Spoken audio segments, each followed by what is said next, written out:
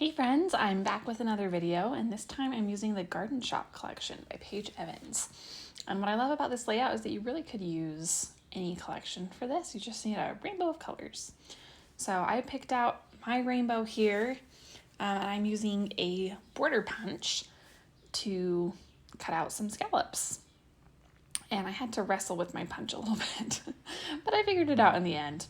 And then after punching along that whole edge, I am trimming off somewhere between 1/4 and 1/2 inch so that I have room to glue it. And this paper is great because it was half pink and half orange, kind of an ombre. I ended up using both sides to really get that pink to orange look in my rainbow. So that was really fun.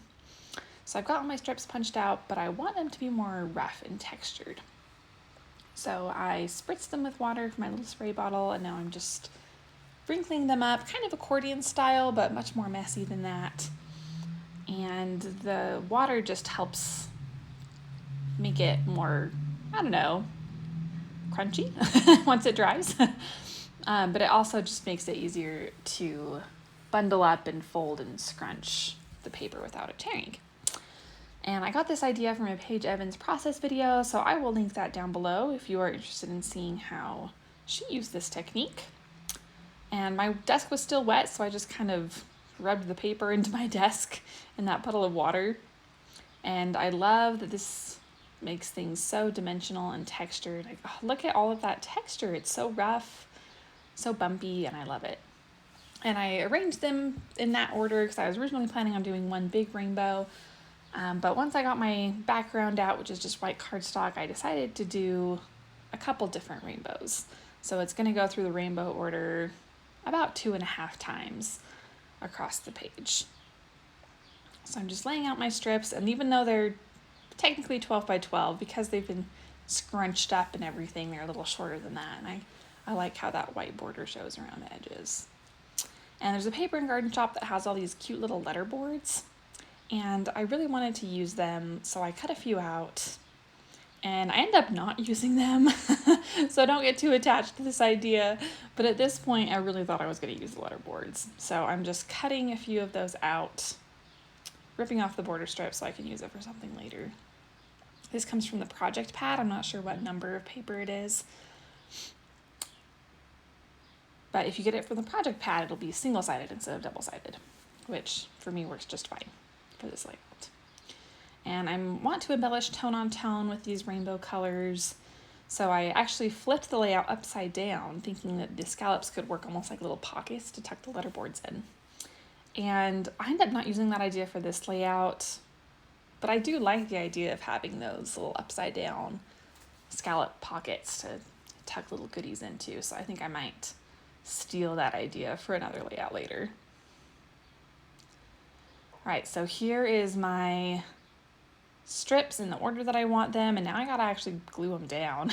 My original idea was to stitch them, so I used just a little tape runner, went and stitched a line across, and I ended up ditching the stitching idea after like 2 strips because you couldn't even see it, and it felt like a lot of time and effort for something that wasn't even going to be visible in the final layout. So I ended up changing my mind here. In a minute you'll see me pick up my liquid glue bottle, and I'll start attaching things that way. Problem with that is that these strips are so bumpy and so textured that they wouldn't really stick down with just the liquid glue because it takes a minute to dry, right? So I end up using a combination of the tape runner and the liquid glue. So the tape runner keeps it down temporarily while the liquid glue dries, and that worked out really well. So I know those 2 light grains look like the same paper, but up close you can tell that they're actually 2 different patterns. One is plaid and one has leaves. So I got all my strips attached, and you'll have to forgive all the weird lighting in that last shot. It was really bright in my craft room window that day. So I've got 2 pictures of my kitty Smog, like the dragon Smog. If you've never seen him before, here he is. He was taking a nap on my ironing board. That's one of his favorite nap spots. And I'm just backing those photos with some white cardstock to just create a little border and some separation between the photo and all these colorful papers I've got going on. And I have so many pictures of my cat. I could probably fill a whole album with just cat photos. Is it just me? Is anybody else endlessly scrapbook their pets? Maybe it's just me, I don't know. Anyway, so I pulled out all the journaling cards from the die cut ephemera pack from Garden Shop again. And I know I want to do some journaling on this page, but I can't exactly write on all of these textured strips. So journaling card is the way to go. And I'm gonna tuck it under my 2 photos, kind of like that. It's almost gonna act like a 3rd photo. And that journaling card actually flipped upside down because I didn't want the icon, I just wanted the lines. And I end up not using that one. I think I go back to the yellow one at some point.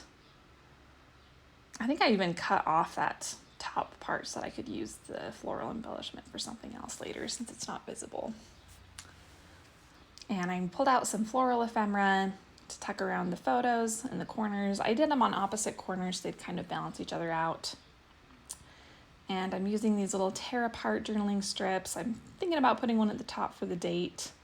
I play around with these a lot over the course of making this layout, just trying to figure out where I want to put them. And I think I end up not even using one. I think I end up just putting my date on the journaling card, but I really thought I wanted to use one of these little die cut strips, so we're gonna play around with them a little longer.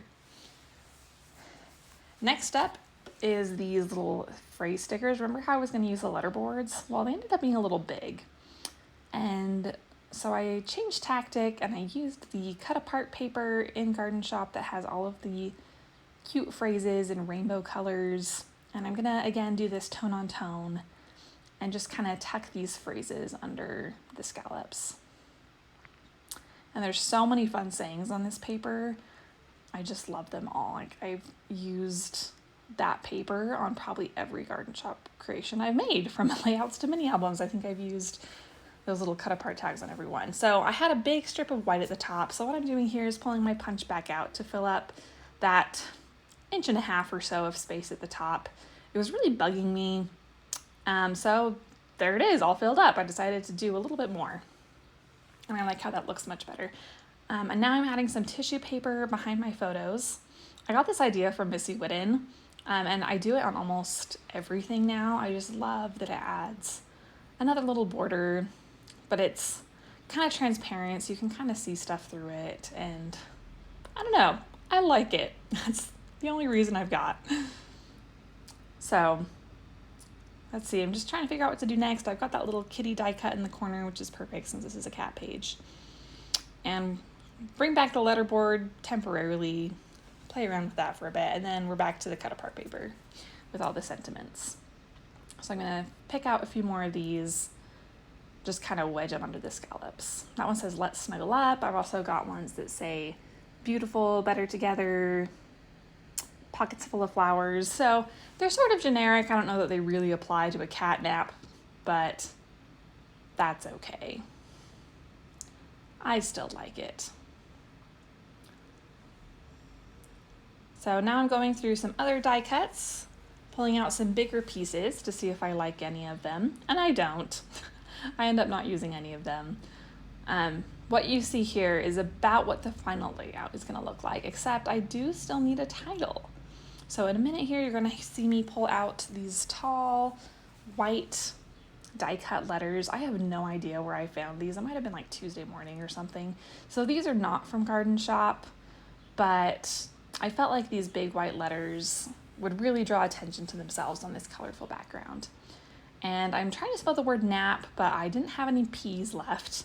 So I'm gonna make one from one of these R's. Just gonna snip that little piece of R off, and now I've got a P to spell nap. And I'm gonna pull out some other thickers. These are also not from Garden Shop. I have a tendency to mix and match my products here, not on just this layout, but in general. And I've got these little white thickers that are gonna spell out champ, because Smog is very good at napping. I wish I could nap half as well as he does. Maybe not on the ironing board though. I don't know if that'd be my first choice for a place to nap. So I tried moving things over a little bit so you could see more of the colored strips on the, what side is that? Left side, that's what it's called. So I tried doing that, didn't like it, so I'm gonna shift it back over towards the left again. And in a minute here, I'm gonna come in with a few more floral die cuts. I felt like the letters looked a little lonely without any flowers, so we're gonna add some more. But first we're gonna finish shifting everything over to the left. And I did glue down, I don't think I showed this on camera, but I glued down even the thickers that say Champ, just because I feel like stickers always tend to lose their stick eventually, and I want these to last for years and years and years. So I did stick everything down with liquid glue. These are some button embellishments, combination of die cuts and stickers that I pulled from Garden Shop. I thought about using those, but I felt like they drew too much attention to themselves. So those are gonna go away. And I don't know, I guess the buttons are all right. I don't know. I still think they draw too much attention to themselves. So I'll use them on another layout someday when I'm older. So here's where I'm gonna pull in that extra floral ephemera. One of them is gonna be this Thanks a Bunch, but I'm gonna cut off the words. I just want the flowers.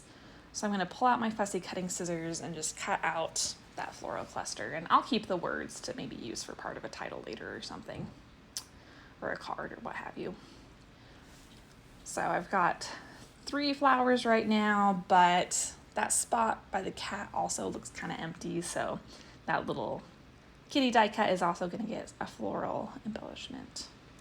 And one of the flowers in this cluster was all covered up by the photo anyway, so I cut it out so I could use it on something else later.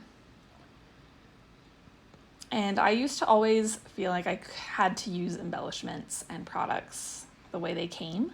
I even hesitated to cut up papers because I felt like they had to be whole. And clearly I have no problem with that now. You know, I punched my papers, cut up papers, cut apart embellishments, hiding half of a journaling card. So whatever you need to do to make your products work for you, I mean, you're the one that bought them or owns them. And so you might as well make it work for you and cut that thing up. So we're just about done here. I thought about adding a pink strip to the bottom, but now I like the blue at the bottom. I think that white little border is just fine. And now I'm gonna come in with some kids craft foam. Love this stuff. I feel like it's the perfect height to add a little dimension to the layout. And I think the foam will also help it stick a little better since it's thicker. I don't know, maybe I'm just crazy, but I feel like that'll work. So I'm gluing everything down, and then here's the final layout. I think it turned out so fun. You can really see all that dimension there. And thanks for watching. I hope you'll stop by again soon. Bye.